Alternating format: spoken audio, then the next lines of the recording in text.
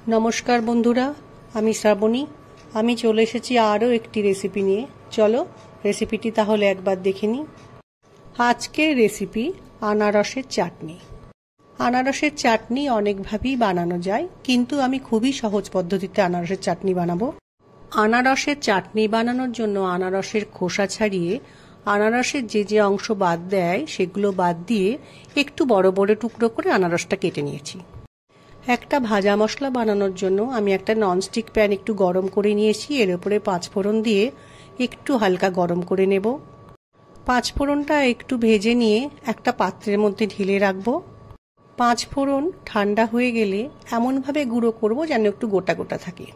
চাটনিটা বানানোর জন্য গরম প্যানের মধ্যে একটু সর্ষের তেল দিলাম। তেলের মধ্যে একটু কালো সর্ষে ফোড়ন দিলাম এবং একটা শুকনো লঙ্কা দিলাম। ফোড়নটা একটু ভাজা হয়ে গেছে। এই সময় কেটে রাখা আনারস প্যানের মধ্যে দিয়ে একটু সময় রান্না করে নেব। এবার আমি আনারসের মধ্যে একটু হলুদ গুঁড়ো দিলাম, পরিমাণ মতো একটু নুন দিলাম। নুন ও হলুদ গুঁড়ো আনারসের সঙ্গে একটু মিশিয়ে নিয়ে অল্প সময় রান্না করে নেব। আনারসের টুকরোগুলোকে একটু সময় রান্না করে নেওয়ার পর এর মধ্যে আমি অল্প পরিমাণ জল দেব। আনারসের মধ্যে জল দেওয়ার পর জলটা খুব ভালো করে আনারসের সঙ্গে মিশিয়ে নিয়ে একটু সময় ফুটতে দেব। গ্যাসের ফ্লেমকে লো করে মিনিট দুয়েক রান্নাটা করে নেওয়ার পর আনারসের মধ্যে একটু কিশমিশ দিলাম।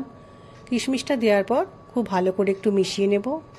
আরও কিছুটা সময় রান্নাটা করে নেওয়ার পর আনারসের মধ্যে একটু চিনি দিয়ে খুব ভালো করে মিশিয়ে নেব। আনারসের মধ্যে চিনি দেওয়ার সময় আনারস কতটা টক বা মিষ্টি সেই বুঝে চিনিটা দিতে হবে। চিনি দেওয়ার পর আমি আরও কিছুটা সময় রান্নাটা হতে দেব। আমি একটা ভাজা মশলা তৈরি করেছিলাম, সেই ভাজা মশলাটা এবার আনারসের মধ্যে দিয়ে খুব ভালো করে মিশিয়ে দেব। এই ভাজা মশলাটা দিলে চাটনির খুব টেস্ট হয়।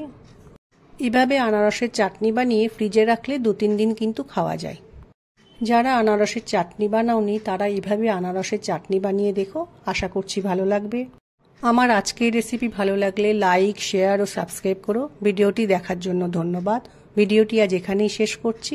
ফিরে আসছি আরও একটি রেসিপি নিয়ে।